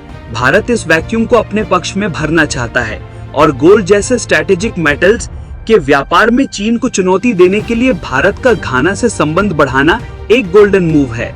और दूसरी बात ये कि अफ्रीका से सोने की सप्लाई को सुरक्षित करने के लिए भारत गोल्ड सिक्योरिटी कॉरिडोर पर विचार कर सकता है। जैसे कि रूस से सस्ता तेल लाने के लिए भारत ने अपनी शिपिंग स्ट्रेटेजी बनाई है। इसके अलावा जो सबसे कमाल की बात है वो ये है कि अब खुद भारत की धरती में गोल्ड की लोकेशन मिल रही है, जहां पर माइनिंग करके भारी भरकम मात्रा में गोल्ड निकाला जा सकता है। जहां इसी से जुड़ी खबर आ रही है कि इंडिया के एक ईस्टर्न स्टेट में बहुत बड़ा खजाना मिल चुका है, क्योंकि वहां पर मल्टीपल डिस्ट्रिक्ट में गोल्ड के बड़े बड़े रिजर्व पाए गए हैं। आपको बता दें कि गोल्ड रिजर्व डिस्कवरी किए गए हैं ओडिशा की धरती पर, जहां कोई छोटा मोटी नहीं बल्कि लार्जेस्ट गोल्ड रिजर्व हैं, जिनका प्रॉपर सर्वे के बाद जल्द ही माइनिंग शुरू की जाएगी। वैसे तो यहाँ पर उतना भी ज्यादा सोना तो इस इलाके में मिलने की संभावना नहीं है जितना कि बाकी के देशों में मिलता है, लेकिन मीडिया रिपोर्ट्स की माने तो यहाँ पर अगर प्रॉपर माइनिंग की जाती है तो 50 टन तक सोना निकाला जा सकता है। फिलहाल अभी भी यहाँ पर जियोलॉजिकल सर्वे जारी है और धीरे धीरे इसकी प्लानिंग चल रही है कि कैसे और कब यहाँ की माइनिंग करना है। लेकिन कुछ भी हो, अगर भारत की धरती में दोबारा से सोना निकलना शुरू हो गया तो भारत को फिर से सोने की चिड़िया कहा जाने लगेगा। बाकी आप लोग कमेंट बॉक्स में इस बात की दुआएं करें कि ओडिशा की धरती पर हमें जरूर से जरूर सोने का भंडार मिले, ताकि भारत अपने सोने की चिड़िया वाला ताज वापस ला सके। भारत ने एक ऐतिहासिक कारनामा कर दिखाया है, ऐसा आर्थिक चमत्कार जिसे देखकर अमेरिका, यूरोप, चीन और यहाँ तक कि खाड़ी देशों के शेख भी चौंक गए हैं। ये सिर्फ एक खबर नहीं बल्कि भारत के हर नागरिक के लिए गर्व का विषय है। क्या आप जानते हैं कि भारतीय प्रवासियों ने इस साल एक ऐसा रिकॉर्ड बनाया है जिसे देखकर दुनिया भर के अर्थशास्त्रियों की आंखें खुली की खुली रह गईं। यही नहीं, अमेरिका के पूर्व राष्ट्रपति ट्रंप तक भारत की इस उपलब्धि से असहज हो गए हैं। दरअसल भारत एक ऐसा देश बन चुका है जहां देशवासी देश के अंदर ही नहीं विदेशों में भी भारत का नाम रोशन कर रहे हैं। लाखों प्रवासी भारतीय, चाहे वो खाड़ी देशों में मजदूरी कर रहे हों या अमेरिका में तकनीकी क्रांति को दिशा दे रहे हों, आज भारत के विकास में बराबरी से भागीदार हैं। ये गर्व की भावना सिर्फ आंकड़ों तक सीमित नहीं, ये आत्मा से जुड़ी हुई है, एक सच्ची देशभक्ति जो सीमाओं से परे है। आरबीआई की हाल ही में जारी की गई रिपोर्ट के अनुसार वित्तीय वर्ष 2024-25 में भारत को प्रवासी भारतीयों से 135.46 बिलियन डॉलर यानी लगभग 11.54 लाख करोड़ रुपए का रेमिटेंस प्राप्त हुआ है। ये आंकड़ा सिर्फ भारत के लिए ही नहीं बल्कि पूरी दुनिया के लिए रिकॉर्ड है। भारत पहले से ही रेमिटेंस प्राप्त करने वाले देशों की सूची में शीर्ष पर था, लेकिन इस बार का आंकड़ा पिछले सभी रिकॉर्ड्स को पीछे छोड़ चुका है। ये पैसा उन मेहनतकश प्रवासी भारतीयों का है जिन्होंने अनगिनत संघर्षों के बाद ये धन अर्जित किया। ये रेमिटेंस भारत की आर्थिक संरचना को सशक्त करने में इतना अहम योगदान देता है जितना एफडीआई या सरकारी स्कीम्स तक नहीं दे पाती। ये पैसा भारत के घर घर तक जाता है, जहां से अर्थव्यवस्था की असली गति शुरू होती है। ये हर भारतीय के लिए गर्व का विषय है कि भारत अब दुनिया के सामने आर्थिक आत्मनिर्भरता की नई मिसाल बन चुका है। 135 बिलियन डॉलर का रेमिटेंस पाकिस्तान के कुल विदेशी मुद्रा भंडार से 5 गुना अधिक है। बांग्लादेश के सालाना बजट से 3 गुना अधिक है। मैक्सिको, जहां 68 बिलियन डॉलर, और चीन 50 बिलियन डॉलर भारत से काफी पीछे हैं। ये रकम कई यूरोपीय देशों की जीडीपी के बराबर है। सिर्फ यही नहीं, भारत के आगे कोई भी विकसित देश नहीं ठहर पा रहा। भारत का ये रिकॉर्ड वैश्विक मंचों पर यह साबित करता है कि भारतवासी जहां कहीं भी जाते हैं, वहां अपनी मेहनत और प्रतिबद्धता से देश का नाम रोशन करते हैं। ये आंकड़ा ये भी दर्शाता है कि भारत की जनशक्ति अब केवल श्रम नहीं, बल्कि ज्ञान, तकनीक और सेवा के क्षेत्र में भी विश्व विजयी हो चुकी है। रेमिटेंस का सबसे बड़ा स्रोत संयुक्त राज्य अमेरिका रहा है, जहां से कुल 27% रेमिटेंस आया। इसके अलावा संयुक्त अरब अमीरात, UAE, Saudi Arab, Qatar, Oman, Bahrain, UK, Canada और ऑस्ट्रेलिया, सिंगापुर, मलेशिया और दक्षिण अफ्रीका, इन देशों में काम कर रहे भारतीय नागरिकों में करोड़ों परिवारों को सहारा दिया है। कई तो ऐसे हैं जो सालों से अपने परिवार से नहीं मिल सके, फिर भी वो हर महीने एक एक पैसा जोड़कर भारत भेजते हैं। उनकी कमाई केवल धन नहीं, बल्कि प्रेम, जिम्मेदारी और संस्कृति का प्रतीक है। इन रेमिटेंस भेजने वालों में शामिल हैं खाड़ी देशों में काम करने वाले लाखों ब्लू कॉलर वर्कर्स, जिन्होंने अपने परिवारों के लिए हर परिस्थिति में मेहनत की। अमेरिका और यूरोप में कार्यरत आईटी प्रोफेशनल्स, डॉक्टर्स, साइंटिस्ट और इंजीनियर्स, छोटे व्यापारी, hotel staff, technician, driver, nurse और स्टार्टअप मालिक, इनका योगदान मात्र आर्थिक नहीं बल्कि भावनात्मक भी है। वे भारत को एक जिम्मेदारी समझते हैं, सिर्फ एक देश नहीं। उनका प्रत्येक योगदान इस बात का प्रमाण है कि भारत की आत्मा 7 समंदर पार भी जीवित है। विदेशी मुद्रा भंडार में भारी बढ़ोतरी, जिससे आरबीआई के पास डॉलर की आपूर्ति रहती है। रुपए की स्थिरता, क्योंकि विदेशी करेंसी भारत में आ रही है। ग्रामीण अर्थव्यवस्था को सीधा समर्थन, क्योंकि ये पैसा अधिकतर मध्यम या निम्न वर्गीय परिवारों में जाता है। बैंकों में तरलता, जिससे लोन देने की क्षमता बढ़ती है। आयात भुगतान में आसानी, क्योंकि कच्चा तेल, गैस, तकनीकी वस्तुएं विदेशी मुद्रा में खरीदी जाती हैं।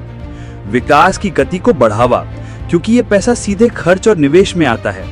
रोजगार सृजन में मदद, क्योंकि इससे एमएसएमई और छोटे उद्योगों को फंडिंग मिलती है। शहरी और ग्रामीण विकास, इंफ्रास्ट्रक्चर, शिक्षा और स्वास्थ्य सेवाओं में सीधा प्रभाव पड़ता है। हर डॉलर, हर दिरहम, हर यूरो के पीछे एक कहानी है। ये वो खून पसीना है जो प्रवासी भारतीय दिन रात बहाते हैं। कई बार उन्हें अनिश्चितता, भाषा की समस्या, नस्लीय भेदभाव या स्थानीय विरोध का सामना करना पड़ता है, फिर भी वो भारत नहीं भूलते। ये एक आर्थिक रिश्ते से कहीं बढ़कर भावनात्मक जुड़ाव है। रेमिटेंस देशभक्ति का एक अदृश्य प्रमाण है। ये वो धागा है जो भारत को विदेशों में बसे हुए दिलों से जोड़ता है। हाल ही में अमेरिका के पूर्व राष्ट्रपति ट्रंप ने रेमिटेंस पर टैक्स लगाने का प्रस्ताव रखा था। पहले ये दर 5% थी, जिसे बाद में घटाकर 3.5% और फिर 1% कर दिया गया। ये नया टैक्स 2026 से प्रभावी हो सकता है। इसका उद्देश्य स्पष्ट है, प्रवासी भारतीयों की कमाई पर अमेरिका का हिस्सा लेना। लेकिन इस निर्णय से अमेरिका में बसे भारतीय समुदाय में चिंता बढ़ गई है। कई लोग इसे अनावश्यक हस्तक्षेप मानते हैं। ये नीति प्रवासी भारतीयों की मेहनत पर अतिरिक्त बोझ डालती है। भारत सरकार ने भी इस पर अपनी आपत्ति दर्ज की है और भविष्य में इसका समाधान निकालने के प्रयास किए जा रहे हैं। भारत सरकार ने पिछले 1 दशक में विदेश नीति को मजबूती से आगे बढ़ाया है। प्रवासी भारतीयों की सुरक्षा, अधिकार और सम्मान की रक्षा के लिए कई द्विपक्षीय समझौते किए गए हैं। विदेश मंत्रालय के हेल्पलाइन पोर्टल, भारतीय दूतावासों की तत्परता और भारत लौटने के आसान रास्तों ने भारतीय नागरिकों को आत्मविश्वास दिया है। यही कारण है कि प्रवासी भारतीय भारत से और अधिक जुड़ाव महसूस कर रहे हैं और निवेश और रेमिटेंस के रूप में योगदान कर रहे हैं। रेमिटेंस से मिले पैसों को कई परिवारों ने सिर्फ खर्च ही नहीं किया, बल्कि उसका निवेश भी किया। गांव में किराना stores, dairy farm, mobile repairing shop, coaching संस्थान और बुटीक जैसे व्यवसायों की शुरुआत प्रवासी पैसे से ही हुई। इससे भारत में उद्यमिता को बढ़ावा मिला है और आत्मनिर्भर भारत की नींव और मजबूत हुई है। रेमिटेंस अब केवल पारिवारिक सहारा नहीं रहा, ये ग्रामीण और शहरी भारत में व्यापार की एक प्रेरणा बन चुका है। रेमिटेंस से प्राप्त पूंजी को अब लोग केवल संपत्ति खरीदने या बचत खातों में रखने तक सीमित नहीं रखते। लोग अब शेयर बाजार, म्यूचुअल फंड्स, गोल्ड बॉन्ड्स और डिजिटल एसेट्स में भी निवेश करने लगे हैं। इस नई सोच ने भारत के फाइनेंशियल सेक्टर को एक नया जीवन दिया है और फाइनेंशियल लिटरेसी में भी बढ़ोतरी की है। ट्रंप के 1% टैक्स प्रस्ताव पर भारत सरकार की प्रतिक्रिया काफी सशक्त रही है। भारत ने अमेरिका से डायलॉग की प्रक्रिया शुरू की है और WTO जैसे मंचों पर इस मुद्दे को उठाने की योजना बनाई है। भारत के प्रयास ये सुनिश्चित करेंगे कि भारत के नागरिकों की कमाई पर किसी तीसरे देश का अनुचित अधिकार न बने। भले ही वो लोग करोड़ों में कमाते हों, लेकिन विदेश में रहने वाले भारतीयों को भी कई सामाजिक और मानसिक चुनौतियों से गुजरना पड़ता है।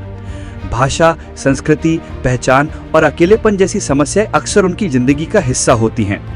फिर भी वो देश से जुड़े रहते हैं और जब रेमिटेंस भेजते हैं तो उसके साथ भावनाएं, सपने और उम्मीदें भी भेजते हैं। आने वाले वर्षों में रेमिटेंस का ट्रेंड और भी मजबूत होने की संभावना है।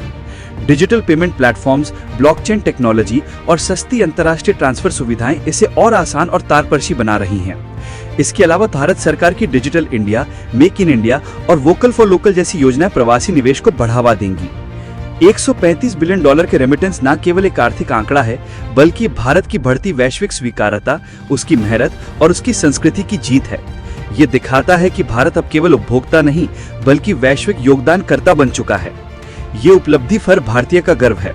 हाल ही में भारत की रिजर्व बैंक यानी RBI ने दुनिया को चौंका दिया जब उसने 100.32 टन सोना विदेशी भंडारों से भारत में स्थानांतरित किया। ये कदम एक सामान्य वित्तीय कार्रवाई नहीं, बल्कि एक बड़ी रणनीति का हिस्सा है। इसने न केवल आर्थिक विश्लेषकों को सोचने पर मजबूर किया, बल्कि अमेरिका के डॉलर डोमिनेंस को भी चुनौती देने की दिशा में संकेत दिया। भारत की ये पहल वैश्विक मुद्रा व्यवस्था में आ रहे संभावित बदलावों की तरफ इशारा करती है। ये सोना अब देश की जमीन पर वापस आ चुका है, जो केवल एक प्रतीक नहीं, बल्कि आत्मनिर्भर भारत की दिशा में लिया गया निर्णायक कदम है। ये फैसला आने वाले वर्षों में भारत की आर्थिक सुरक्षा, मुद्रा स्थिरता और रणनीतिक स्वतंत्रता को लेकर मील का पत्थर साबित हो सकता है। RBI की गोल्ड स्ट्रैटेजी सिर्फ संपत्ति नहीं, शक्ति का प्रतीक। RBI लंबे समय से अपने फॉरेक्स रिजर्व में सोने की हिस्सेदारी बनाए रखती आई है, लेकिन हाल की खरीद और पुनर्स्थापन दर्शाता है कि भारत अब अपनी संपत्ति को देश में रखने में अधिक रुचि रखता है। ये आत्मनिर्भर भारत की दिशा में एक ठोस कदम है। पहले भारत का अधिकांश सोना लंदन के बैंक ऑफ इंग्लैंड में रखा जाता था, पर अब देश इसे वापस ला रहा है, एक नए युग की शुरुआत। RBI ने भारत में सोना सुरक्षित रखने के लिए विशेष हाई सिक्योरिटी वॉल्ट्स और स्वर्ण लॉजिस्टिक्स इंफ्रास्ट्रक्चर विकसित किया है, जो अंतर्राष्ट्रीय मानकों के अनुसार है। इन वॉल्ट्स में तापमान नियंत्रण, CCTV मॉनिटरिंग, RFID टैगिंग और 24/7 सुरक्षा बलों की तैनाती है। ये सोने की देश में वापसी के पीछे एक ठोस आधार है। ये निर्णय वित्तीय नीति में केवल संरक्षित संपत्ति रखने से अधिक गहराई वाला है। ये देश की मुद्रा को नई मजबूती देता है और विदेशी निर्भरता को कम करता है। अमेरिकी डॉलर अब संकट में है। उसकी वैल्यूएशन यूरो, येन, पाउंड जैसी मुद्राओं के मुकाबले पिछले 4 साल के सबसे निचले स्तर पर है। विशेषज्ञों का कहना है कि ये गिरावट 39 साल का रिकॉर्ड भी तोड़ सकती है। ब्रिक्स और अन्य देश अब डॉलर पर निर्भरता खत्म करने की दिशा में बढ़ रहे हैं, जिससे अमेरिका की आर्थिक शक्ति को झटका लग रहा है। इतिहास में ऐसा पहले भी हुआ है। 2008 की आर्थिक मंदी के दौरान डॉलर को गहरा झटका लगा था और उस समय गोल्ड की कीमत में 25% से अधिक की वृद्धि हुई थी। यही ट्रेंड अब फिर से दोहराया जा रहा है और देश गोल्ड की तरफ रुख कर रहे हैं। 1971 में अमेरिका ने खुद गोल्ड स्टैंडर्ड को छोड़ दिया था, जब राष्ट्रपति निक्सन ने डॉलर को गोल्ड से अलग कर दिया था। तब से डॉलर की वैल्यू केवल ट्रस्ट और ग्लोबल ट्रेड पर आधारित हो गई थी और यही मॉडल आज अस्थिर होता जा रहा है। डॉलर की ये गिरती ताकत अब भारत जैसे देशों को एक नया अवसर प्रदान कर रही है, वैश्विक आर्थिक शक्ति संतुलन में बदलाव का। डॉलर एक फिएट करेंसी है जिसका मूल्य केवल विश्वास पर आधारित होता है, वहीं गोल्ड एक मात्रिक संपत्ति है जिसकी वैल्यू समय के साथ बढ़ती है। RBI जानती है कि जब डॉलर की कीमत अस्थिर हो तब गोल्ड ही स्थिरता का स्तंभ बन सकता है। यही कारण है कि RBI अपने फॉरेक्स पोर्टफोलियो में गोल्ड की हिस्सेदारी बढ़ा रही है। इसके अलावा गोल्ड एक ऐसी संपत्ति है जिसे किसी भी देश की मुद्रा में तुरंत बदला जा सकता है, यानी ये उच्च लिक्विडिटी वाला एसेट है। यही कारण है कि सेंट्रल बैंक्स इसे अपनी मुद्रा की गारंटी के रूप में रखते हैं। भारत जैसे विकासशील देश के लिए ये न केवल मुद्रा स्थिरता बल्कि विदेशी निवेशकों के लिए विश्वास निर्माण का कार्य भी करता है।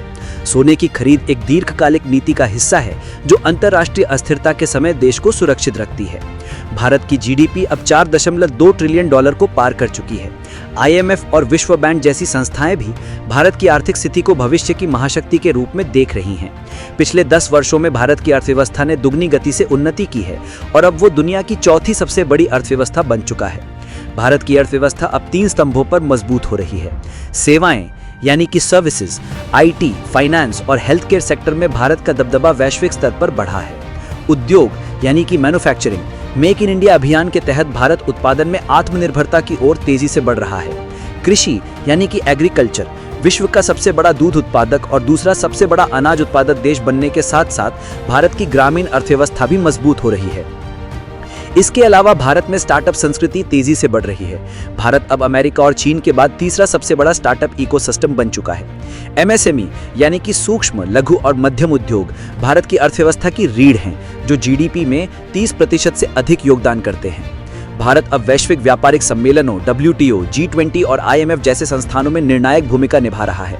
ये केवल आर्थिक वृद्धि नहीं बल्कि राजनीतिक एवं स्ट्रैटेजिक प्रभाव का विस्तार भी है।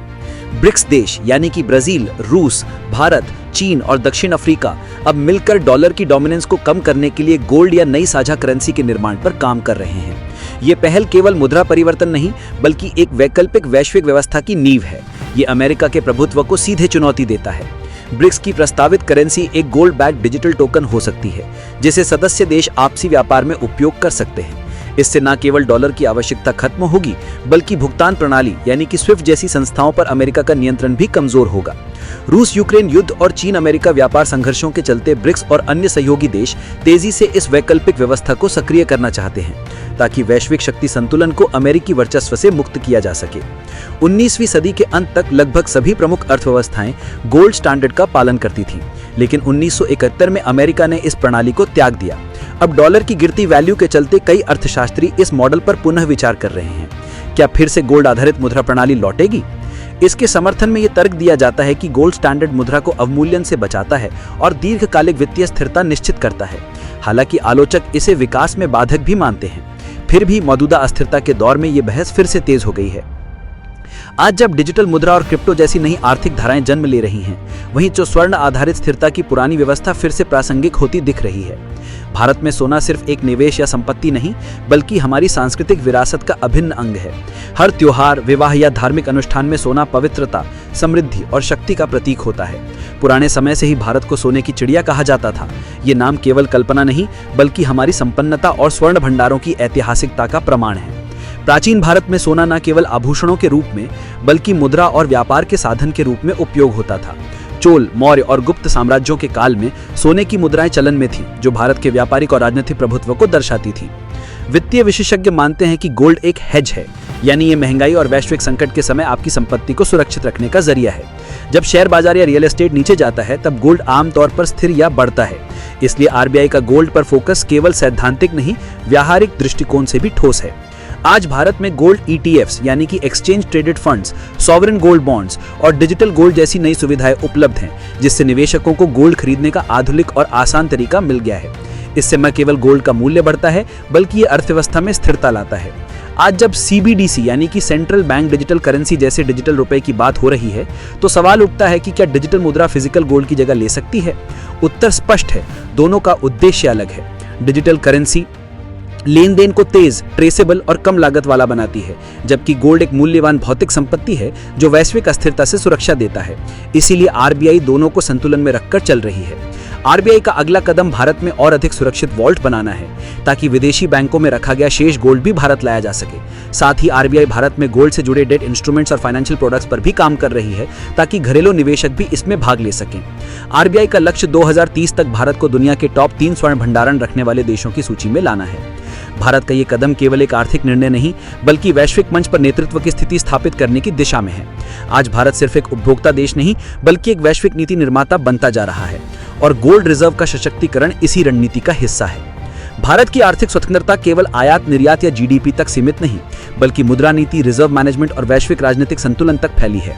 आरबीआई का ये गोल्ड नीति भारत को उस दिशा में ले जा रही है जहां वो अमेरिका और चीन जैसे देशों की निर्भरता से मुक्त होकर खुद निर्णय ले सके। आरबीआई का 100.32 टन गोल्ड वापस लाना केवल एक कदम नहीं बल्कि एक बड़ा आर्थिक संदेश है। भारत अब नई आर्थिक विश्व व्यवस्था में निर्णायक भूमिका निभाने को तैयार है। ये कदम दिखाता है कि भारत अब केवल सहनशील नहीं बल्कि सशक्त, जागरूक और दूरदर्शी है।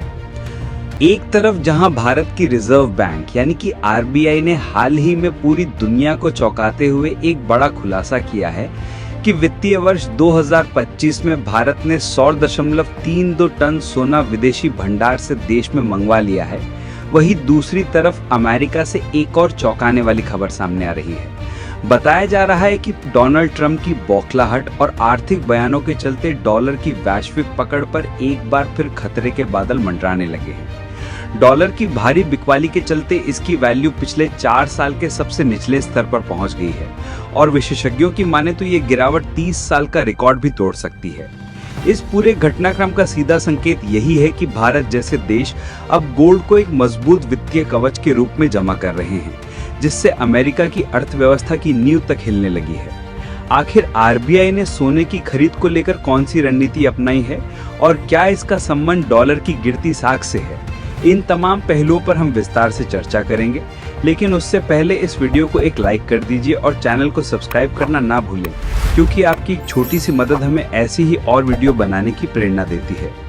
दरअसल इस साल की शुरुआत से ही जिस तरीके से इधर उधर का इकोनॉमिक परिवर्तन पूरे विश्व भर में देखने को मिला है, उससे इस बात का इशारा साफ है कि कहीं ना कहीं अब इकोनॉमिक्स पावर में भी एक बहुत बड़ा चेंज हो रहा है, क्योंकि जो ताकत भारत के पास नहीं थी वो ताकत भारत के पास आ रही है और कुछ देश ऐसे थे जिनके पास एक बड़ी इकोनॉमिक ताकत थी, लेकिन उनकी इकोनॉमिक ताकत जा रही है।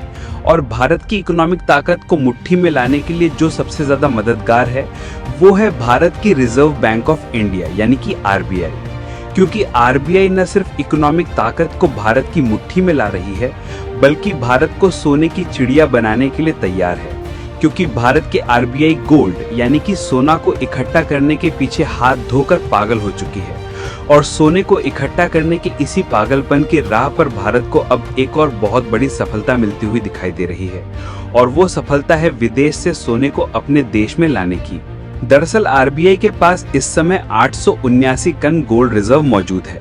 वैसे कहने को तो ये गोल्ड रिजर्व है, लेकिन भारत के लिए ये वो ताकत है जो कि भारत को किसी भी मुसीबत से निकालने की अपने आप में एक बहुत बड़ी क्षमता रखती है। फिलहाल हाल ही में भारत का आरबीआई एक बार फिर से इसलिए चर्चा में बन गया क्योंकि ये खबर आ रही है कि 100.32 टन सोने को आरबीआई विदेश से अपने देश में मंगवा लिया है। असल में देखा जाए तो ये सोना मंगाया गया है 2024 से लेकर 2025 के फाइनेंशियल ईयर के आखिरी तक और यह सोना किसी और का नहीं बल्कि भारत का ही है, जिसे विदेशी वॉल्ट में सुरक्षित रखा गया था। देखिए, पिछले कई वर्षों में वैश्विक बैंकिंग साख, डॉलर की भूमिका और अंतर्राष्ट्रीय राजनीति में भारी गिरावट दर्ज की गई है। मनी कंट्रोल की रिपोर्ट के अनुसार यूएस में राजनीतिक अस्थिरता, टैरिफ और व्यापार युद्ध और संभावित मंदी की आशंका है। ऐसी स्थिति में विदेशी वित्तीय संस्थानों में जमा सोना अब सुरक्षित नहीं रहा और बैंक ऑफ इंग्लैंड में रखे गोल्ड की सुरक्षा पर सवाल तभी से उठना शुरू हो गए जब शुरुआत में ट्रंप ने टैरिफ का प्रहार करना शुरू किया, क्योंकि डोनाल्ड ट्रंप के अटैक ने एक ऐसा व्यापार युद्ध खड़ा किया कि जिन व्यापारियों ने अपना सोना बैंक ऑफ इंग्लैंड में रखा था उन्होंने तेजी से निकालना शुरू किया और निकालने के बाद उसको अमेरिका की सुरक्षित बैंक में शिफ्ट करना शुरू कर दिया और यहीं से सोना इतना तेजी से बैंक ऑफ इंग्लैंड से निकला कि लंदन की इस बैंक में सोने की शॉर्टेज होने लगी और इन्हीं घटनाओं को देखते हुए भारत ने भी अपना सोना वापस लाने का फैसला तेज कर दिया। इसीलिए धीरे धीरे करके जब आरबीआई ने अपना उपयोगी सोना वापस ला लिया तो उन्होंने हाल ही में इस बात की जानकारी दिया कि हमने 100.32 टन सोने को फाइनेंशियल ईयर 2025 में चरणबद्ध तरीके से वापस ला लिया है। और अगर आप पूछें कि ये सोना कहां से आया तो उसके लिए आपको बता दें कि ये सोना ज्यादातर बैंक ऑफ इंग्लैंड और अन्य प्रमुख यूरोपीय रिजर्व में था। भारत ने इसे वापस लाया और देश के सुरक्षा मानकों वाले नेटवर्क से जुड़े नागपुर के आरबीआई वॉल्ट में रखा। रिपब्लिक बिजनेस की रिपोर्ट में बताया गया है कि इस वॉल्ट को गुपचुप लेकिन बेहद सुरक्षित तरीके से अनवील्ड भी किया गया। हालांकि इतना सब कुछ हुआ है तो जब भी रणनीतिक संदर्भ में देखा जाएगा तो ये बात हमेशा सामने आएगी कि आखिरकार हमने क्या खोया और क्या पाया, क्योंकि ये सोना हमारा ही है जिसे हमने अपने देश में वापस ला लिया है। दरअसल आपको नहीं मालूम तो बता दें कि साल 1991 में मजबूरन भारत को IMF और विदेशी एजेंसियों के सहारे लगभग 67 टन सोने को गिरवी रखना पड़ा था। हालांकि उसके बाद स्थितियां भारत की धीरे धीरे ठीक हुई, जिससे भारत ने और भी ज्यादा सोने के भंडार को बढ़ाया। लेकिन क्योंकि सोना बहुत महंगी चीज है, इसलिए इसे एक बहुत ही सुरक्षित लॉकर में रखा जाता है और इसे रखने के लिए भारत के पास सुरक्षित जगह नहीं थी।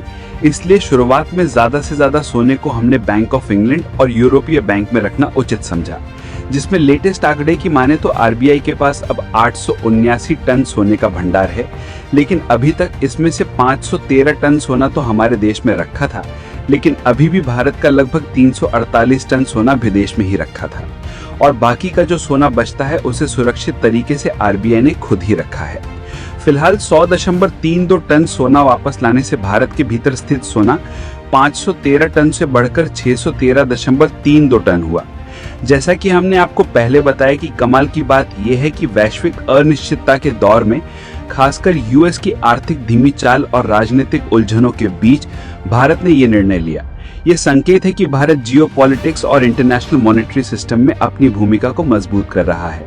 और जो सबसे अच्छी बात है वो ये है कि RBI ने इसकी झलक को दिखाकर भारत के दुश्मन देश की आंखों में चकाचौंध कर दिया। सोने की पहली झलक RBI अनलॉक डॉक्यूमेंट्री में दी गई, जहां बताया जा रहा कि हर ईंट में करोड़ों रुपए मूल्य का सोना फिक्स्ड है और ये एक ऐसा दृश्य था जिसे भारतीय राष्ट्र विरोधियों ने पहली बार देखा। और तो और आप जानकर हैरान हो जाएंगे कि RBI ने जो खुलासा किया है उसके मुताबिक वॉल्ट में रखी गई हर एक सोने की ईंट का वजन 12 किलोग्राम है। फिलहाल सबसे सोचने वाली बात यह है कि RBI ये सब कुछ ऐसे समय कर रहा है जिस समय अमेरिका की अर्थव्यवस्था में मंदी की आशंका, राजनीतिक उथल-पुथल और टैरिफ शुल्कों की दौड़ चल रही थी। ऐसे में डॉलर की पूरी पकड़ पर खतरा मंडरा रहा है। वैसे दोस्तों, आपको भले ही लगता हो कि आज डॉलर बहुत मजबूत है और उसके मुकाबले हमारा रुपया गिर रहा है, तो इसके लिए मैं आपको बता दूं कि हाँ, भारतीय रुपया जरूर डॉलर के मुकाबले थोड़ा बहुत इधर उधर हो रहा है और भारत इसे संभालने के लिए सभी उपयोगी कदम उठा रहा है। लेकिन वाकई में जो डॉलर की डोमिनेंस है उस पर इतना बड़ा खतरा मंडरा रहा है कि अमेरिका के जो बड़े बड़े फाइनेंशियल एक्सपर्ट है वो अपना ज्यादा से ज्यादा समय इसी बात पर दे रहे हैं कि आखिरकार कैसे डॉलर की डोमिनेंस को संभाला जाए। फिलहाल जब बात गोल्ड रिजर्व की ही हो रही है और भारत का RBI अपने गोल्ड रिजर्व को लगातार बढ़ाने के साथ साथ विदेश में रखे गोल्ड को भी वापस ला रहा है, तो ये भी जान लेते हैं कि आखिरकार इस मामले में भारत दुनिया के किस कोने पर खड़ा है। तो उसके लिए अगर आप इस चार्ट पर ध्यान से देखें तो देख पाएंगे कि नंबर 1 पर अमेरिका है जिसके पास 8,134 टन गोल्ड है, तो वहीं जर्मनी दूसरे नंबर पर है जिसके पास 3,352 टन गोल्ड रिजर्व मौजूद है। इसी तरह होते होते 879 टन के साथ भारत 8वीं पोजीशन पर देखने को मिलता है। लेकिन एक फैक्ट आपको ये भी बता दें कि भारत के रिजर्व में भले ही सोने का भंडार कम है, लेकिन भारत के लोगों के पास घरों में सोने की मौजूदगी देखा जाए तो भारत नंबर 1 पोजीशन पर देखने को मिलता है। बाकी RBI ने हाल ही में विदेश में रखे 100 टन सोने को वापस ला लिया है। उसके लिए भारत को कमेंट बॉक्स में बधाई जरूर दें और इस वीडियो को लाइक करके अपने मित्रों तक शेयर जरूर करें।